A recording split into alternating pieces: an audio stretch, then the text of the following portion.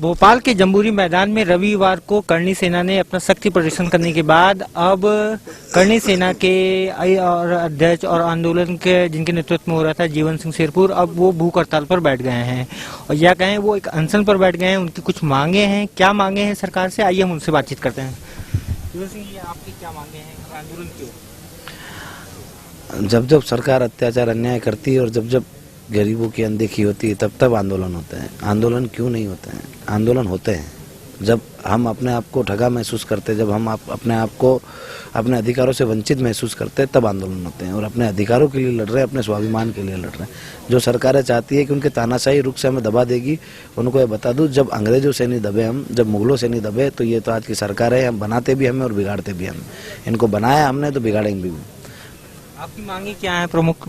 आर्थिक रूप से आरक्षण दिया जाए, मतलब आर्थिक आधार पर आरक्षण की मांग कर रहे हैं। हमारे किसी जाति वर्ग विशेष से कोई लड़ाई नहीं है।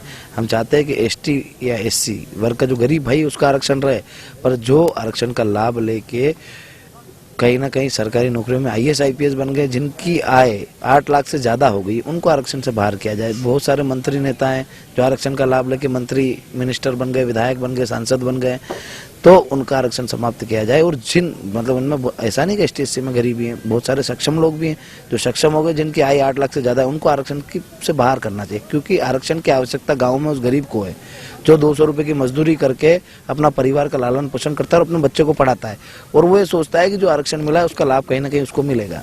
पर हमेशा से होता है कि जब उसकी बारी आती है तो उसी के वर्ग का जो सक्षम व्यक्ति है वो उसका आरक्षण छीन लेता है या उसका आरक्षण खा जाता है, तो उसका हनन उसी के समाज का व्यक्ति जो अमीर है वो कर रहा है। तो हम चाहते हैं कि गरीबों की जाति नहीं हो। गरीबी हर वर्ग में होती है। जैसे एसटी एससी वर्ग में गरीब है, वैसे ओबीसी में भी गरीब है और वैसे जनरल में भी गरीब है। तो सभी गरीबों को एक साथ रखा जाए और उनको एक भावना से देखा जाए। इसलिए हम चाहते हैं कि आर्थिक आधार पर आरक्षण हो। दूसरी मांग हमारी है एट्रोसिटी एक्ट में परिवर्तन। एट्रोसिटी एक्ट में परिवर्तन चाहते हैं हम। परिवर्तन किस प्रकार का? यदि कोई एफआईआर करे तो उसमें जांच हो, यदि वो दोषी पाया जाए तो उसको सजा हो, डबल सजा करो बोले आप उसको, हमें कोई परेशानी नहीं है। पर यदि निर्दोषों को दबाया जाएगा, निर्दोषों को फंसाया जाएगा, तब तो हमको बोलना पड़ेगा हमारे अधिकार के लिए। हमारे साथ जितने भी वर्ग लड़ रहे हैं, भले वो जनरल हो, एसटी एससी हो, ओबीसी हो, सब अन्याय के खिलाफ लड़ रहे हैं। तो वो सब इसमें भी राजी हैं कि अन्याय जहाँ होगा वो साथ खड़े नहीं रहेंगे। यदि कोई फर्जी एफआईआर करा के एसटी एससी में किसी को फंसाता है और उसमें जांच का प्रावधान नहीं है तो उसको न्याय कैसे मिलेगा? वो तो जेल जाएगा। और हम ये चाहते हैं कि यदि दोषी है तो सजा मिले, पर निर्दोष हो तो उसको छोड़ा जाए। इसलिए हम जांच का प्रावधान मांगते हैं। उस टाइम सुप्रीम कोर्ट ने भी फैसला दिया था कि नहीं, ये इनके मौलिक अधिकारों का हनन है, कहीं ना कहीं इनको पहले जांच का प्रावधान होना चाहिए, जांच मिलनी चाहिए, उसके बाद सारी व्यवस्थाएं होनी चाहिए। यदि कोई एफआईआर कराता तो पहले जांच हो जाए, उसमें सब पता चल जाएगा कि वो दोषी है या नहीं है। दोषी है तो एफआईआर कर दो, नहीं है तो बाहर कर दो। तो सुप्रीम कोर्ट ने भी आदेश दिया था कि पहले जांच होना चाहिए। तब सरकारों ने अध्यादेश लाकर उसको पलटा और एक नया रूप दे दिया जातिगत संघर्ष को कि एसटी एससी वर्ग वर्सेस जनरल ओबीसी वर्ग।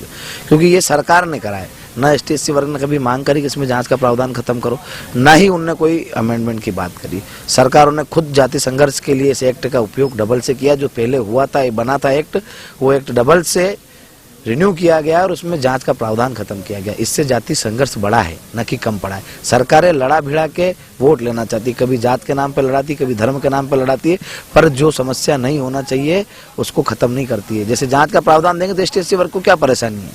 जांच होगी, यदि उसके किसी ने उस पर हमला करा है तो उसको सजा होनी चाहिए, पर वो जांच तो होनी चाहिए ना। आपने बोल दिया खाली मात्र आके कि मेरे पे हमला हुआ है, और हमला हुआ ही नहीं तो भी वो अंदर जा रहा है, क्योंकि उसमें जांच का प्रावधान नहीं। जब हम थाने में जाते हैं, हम बहुत सारे मुकदमे फेस करते हैं कि वो निर्दोष है, पूरा गांव एक तरफ होता है, एसटी एससी वर्ग भी उसके साथ होता है, पर एक मात्र अकेले व्यक्ति ने एफआईआर करा दी जाके कि नहीं, इसने मेरे साथ ऐसा ऐसा करा है, और पूरा गांव उसके समाज का व्यक्ति ही बोल रहा है बोले थाने में कि साहब नहीं, इसने ऐसा नहीं करा है, घर सोया था।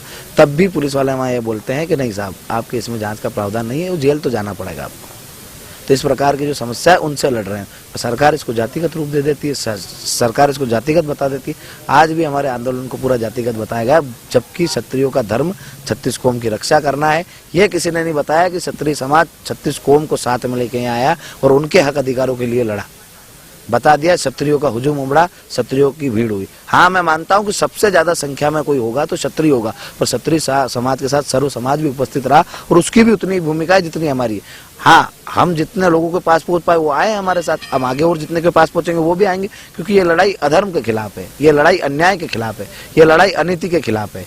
तो अनीति, अधर्म और अन्याय के खिलाफ जो जो लड़ना चाहता है वो सब इसमें शामिल हुआ है और शामिल हुए भी हैं। सरकारों ने इतने प्रयास किए, हमारी परमिशनें कैंसिल करी, फिर हमारी बसें के परमिट कैंसिल करे, फिर ट्रेनें कैंसिल करी और फिर आने वाले लोगों को रास्ते में रोक रोक के परेशान किया गया कि क्यों जा रहे हो, क्यों जा रहे हो। उसके बाद भी लोग यहाँ लाखों की संख्या में उपस्थित हुए। तो ये सरकार के खिलाफ परिवर्तन है, ये सरकार और की जो तानाशाही नीति है उसके खिलाफ आवाज है कि हम आपसे डरने वाले नहीं, हम आपसे दबने वाले नहीं है, नहीं आप कि जो तानाशाही रुख है इसको सहन करेंगे। इसीलिए हम सब यहाँ उपस्थित हुए, हमारी संख्या बताई और इनको सरकारों को ये था कि यहाँ आएंगे तो इतनी संख्या इनसे संभलेगी नहीं और ये तोड़फोड़ करेंगे, जन प्रभावित करेंगे, जनता को नुकसान पहुंचाएंगे, संपत्ति को नुकसान पहुंचाएंगे।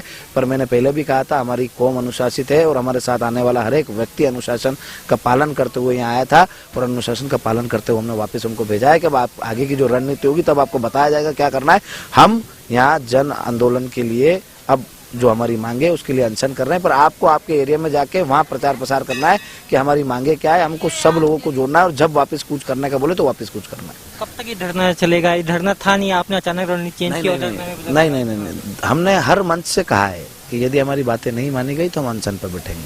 हमने कभी नहीं कहा हम आंदोलन के बाद उग्र आंदोलन करेंगे। हमने हमेशा कहा है, जैसे कि इतने लड़के हमारे साथ युवा है, ये कहीं ना कहीं अपनी नौकरी के लिए लड़ रहे हैं कि 5 सालों से कोई रोजगार के लिए कोई वैकेंसी नहीं आई, बहुत सारे एवरेज हो गए, तो ये किसके लिए लड़ रहे हैं? अपना खुद के लिए लड़ रहे हैं। और हम इनका भविष्य खराब करा दें, इन पर मुकदमा बनवाकर, इनको तोड़ फोड़ में घुसाकर, तो हमें लाशों के ऊपर खड़े रह के राजनीति नहीं करनी, हमें हमारे अधिकारों के लिए लड़ना है और हम हमारे अधिकारों के लिए लड़ रहे हैं। पर इनकी जवाबदारी भी हमारे ऊपर है कि इनके ऊपर कोई गलत नहीं। सरकार कह रही आपकी सब मांगे मान ली गई थी, अरुण भदौरिया की तरफ से बयान आता है। कहाँ मानी, किस जगह, किस पोर्टल पे मानी? सीएम हाउस में एक 5-3 दिन पहले। वो तो उनका खुद का कार्यक्रम था, सरकार का कार्यक्रम था और सरकार के कार्यक्रम में क्या होता है? तो आपसे कौन बातचीत करे, आपसे आके तब आप मानेंगे? नहीं, हमसे तो, हमको तो चाहिए कि आपने क्या करा, कौन, जैसे हमारे मुद्दे हैं 22 सूत्री मांगे हैं, तो आप बताओ ना इन 22 सूत्री मांगों में कौन कौन सी 16 बता रहे हैं, 18 बता रहे हैं, कौन कौन सी पूरी करी और कौन सी रखी है? तो जो रखी है उसका क्या है, आपके हाथ में नहीं है तो आप यहाँ से लिख के भेजो, सेंट्रल में आप लिख के भेजो। आप समिति बनाने की बात करो, कमेटी बनाने की बात करो, तो आप कमेटी बना के आओ और बोलो कि हाँ हमने मान लिए। आप ऑफिशियली बोलो, हमको बोलो। यदि आज उन्होंने बोल दिया कि हमने मान ली और हमें तो पता ही नहीं मानी, हम लोगों को क्या जवाब देंगे? हम क्या बताएंगे? लोग हमसे पूछेंगे कि क्या हुआ, हम क्या बताएंगे कि हमारी मांगे मान ली। तो मांगे मान ली तो लागू कब होगी, कब क्रियान्वयन होगा उन मांगों पे? तो ये सारी चीजें खाली आंदोलन को दबाने के लिए है कि हमने मांग लिए। मांगने वाला जो मानता है वो व्यक्ति आता है, खड़ा रहता है, बात करता है कि हाँ हमने बातें मान ली, ये आपके मुद्दे थे, इन पे हमने सहमति बना दिए, हम इस पर क्रियान्वयन करने वाले हैं, इनको हम क्रियान्वयन कर देंगे। और जो आपकी बाकी मांगे हैं जो हमसे पूरी नहीं हो सकती वो हम सेंट्रल को लिख के भेजेंगे ताकि हम आगे हमारी सेंट्रल की प्रक्रिया जमाएं। जीवन सिंह, 2018 के चुनाव में भी यही एट्रोसिटी का था, तब एक माई के लाल का मुद्दा बहुत चर्चा हुआ था। कल आपके आंदोलन में भी ऐसे चीजें कटआउट दिखाई दिए गए। वो सरकार के दबाव के कारण सरकार अपना विरोध झेल रही है। हमारी लड़ाई व्यवस्था परिवर्तन की थी, सरकार चाहती है सत्ता परिवर्तन हो। यहाँ के लोग चाहते हैं, उनके मंत्री चाहते हैं या खुद मुख्यमंत्री चाहते हैं कि सत्ता परिवर्तन किया जाए, क्योंकि किसी एक आंदोलन को दबाने के लिए निष्ठा की हद के पार जाना, मतलब लोगों को डराना, उनकी दुकानें सील कर देना, कहीं जैसे कि बहुत सारे ढाबे थे लोगों के जो हमारे साथ घूम रहे थे उनकी नफ्ती करा देना, उनको गिराने की धमकी देना, उनके जो कंट्रोल थे, जो सोसाइटी के कंट्रोल है उनको दबाने के लिए सील कर देना। आपका कंट्रोल सील हुआ है ना एक दिन पहले ही, ये हमारे प्रीतम बना है मंदसौर के, इनका मार्शल बना है हमारे, इनका कंट्रोल सील कर दिया गया इसलिए क्योंकि इस आंदोलन में शामिल हुए हैं, इस आंदोलन से जाने के लिए रोका गया। तो इस प्रकार की जो नीति अपना रहे हैं तो सरकार सही कर रही है क्या है? किसी व्यक्ति को नहीं जाने के लिए आप में काबिलियत होनी चाहिए कि आप उसके लिए इतना अच्छा करो कि वो आपके अगेंस्ट नहीं जाए, आपकी सरकार के अगेंस्ट नहीं जाए। वो यदि हमारे साथ आ रहा है तो वो आपसे प्रताड़ित है, हमसे सहमत है या नहीं है, पर वो आपसे प्रताड़ित है इसलिए हमारे साथ आ रहा है, क्योंकि उसकी लड़ाई हम लड़ रहे हैं। हमने 22 सूत्री मांगे रखी है, तो 22 सूत्री मांगे में हर वर्ग, हर जाति, हर धर्म की मांग है। किसी भी व्यक्ति को अलग नहीं छोड़ा है हमने जिसकी मांग नहीं उठाई है, क्योंकि हमारा शुरू से मकसद रहा है कि 36 कौम की हिफाजत करना, 36 कौम की रक्षा करना, उनको उनके अधिकारों को सुरक्षित रखते हुए हमें हमारे अधिकार भी चाहिए। हम ये मांग कर रहे हैं। ये लड़ाई हमारे अधिकारों की थी, हमारे स्वाभिमान की थी और हमारे स्वाभिमान के साथ जिंदा है लड़ाई और जिंदा रही। कांग्रेस ने आपके आंदोलन का खुलकर समर्थन किया है, कमलनाथ ने? कब? हमने तो कभी नहीं देखा, कोई आया नहीं हमारे पास समर्थन करने के लिए। सोशल मीडिया पे बहुत सारे लोग समर्थन करते हैं, जमीन पे जो करे वो काम के, जो लोग आए थे या जमीन पे वो हमारे थे, उन लोगों ने समर्थन किया था तो वो हमारे थे सब, क्योंकि वो यहाँ जमीन पे आए थे। जो जमीन पे आएगा उसका दिल खोल के स्वागत करेंगे, और यदि वो 22 सूत्री मांगों को मानते हैं, वो बोलते हैं कि इन 22 सूत्री मांगों के लिए हम आपके साथ हैं और उनके लिए लड़ेंगे आपसे, तो हम वादा करते हैं आपसे कि उनके साथ तन मन धन से लगेंगे। चुनावी साल में शुरुआत में ही बड़ा प्रदर्शन, क्या ये चुनाव तक जारी रहेगा? नहीं, हम तो बहुत सालों से प्रदर्शन कर रहे हैं और सब बड़े ही करते हैं, क्योंकि हमारे साथ सत्य है। पहली बार आपने ताकत दिखाई है। हाँ, तो भोपाल आना पहली बार हुआ ना, उससे पहले इंदौर, उज्जैन, रतलाम, सारी जगह हमने ताकतें बताई है। आज हमने भोपाल बताई, भोपाल से आगे का दौर भी चालू होगा, और जो इस प्रदेश के जो बड़े बड़े शहर रह गए वहाँ भी हम हमारी ताकत का अंदाजा बताएंगे सरकार को, और हम तो 200-300 सीटों पे बताएंगे कि हम कहाँ लड़ेंगे आगे चल करके। नहीं, हमारी बातें नहीं मानी गई। हमने पहले ही कहा है कि यदि हमारी बातें मान लेते तो हम क्यों लड़ेंगे चुनाव, हमको क्या लेना देना, हमको हमारी मांगे पूरी कराना है। और यदि हमारी बातें मान लेंगे तो नहीं करेंगे, नहीं मानेंगे, और हमको लगता है कि इन बातों को पूरा कराने के लिए इसमें जाना पड़ेगा राजनीति में, तो हमने पहले ही कहा है कि यदि व्यवस्था परिवर्तन की लड़ाई को सत्ता परिवर्तन में ले जाना चाहती है, सत्ता के राजनेता सत्ता परिवर्तन की ओर ले जाना चाहते हैं, तो इसके लिए हम बिल्कुल निश्चित तौर पर मजबूत हैं कि हम जब चाहेंगे तब व्यवस्था परिवर्तन की लड़ाई को सत्ता परिवर्तन में परिवर्तन कर देंगे। जीवन सिंह शेरपुर चुनाव लड़ेंगे 2023 का विधानसभा? ये सारी चीजें हमारी कोर कमेटी तय करेगी, और लड़ना है या नहीं लड़ना है ये आज का मौका नहीं है। आज आप ये पूछो कि जीवन सिंह यहाँ से उठेगा या नहीं उठेगा, यदि यहाँ से जिंदा गया तो बात की बात है ना, हम अनशन पे बैठे हैं।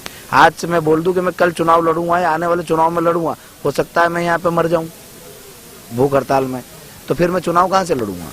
तो ये लड़ाई चालू हुई है, इसका अंजाम आगे है। भगत सिंह जी, चंद्रशेखर आजाद, राजगुरु, इसने जितने भी क्रांतिकारी हुए हैं पहले, यदि वो सोच लेते कि क्या हम देश को आजाद देख पाएंगे, तो कभी क्रांति नहीं आती, कभी क्रांतिकारी आगे नहीं आते। जितने भी क्रांतिकारियों की कुर्बानी हुई है, बलिदान हुए हैं, उन्होंने कभी ये नहीं सोचा कि हम आगे देश को आजाद देख पाएंगे कि नहीं देख पाएंगे। उनका ये मकसद था कि हम इस लड़ाई को लड़े, हम नहीं कर पाए तो हमारे बाद वाले करेंगे। तो हम भी यही कर रहे हैं कि यदि हम नहीं कर पाए तो हमारे बाद वाले करेंगे। तो ये थे जीवन सिंह शेरपुर, जिनका साफ कहना है कि जब तक उनकी मांगे पूरी नहीं होंगी तब तक वो भोपाल के जम्बूरी मैदान पर भूख हड़ताल पर बैठे रहेंगे। भोपाल से वेब दुनिया के लिए विकास की रिपोर्ट।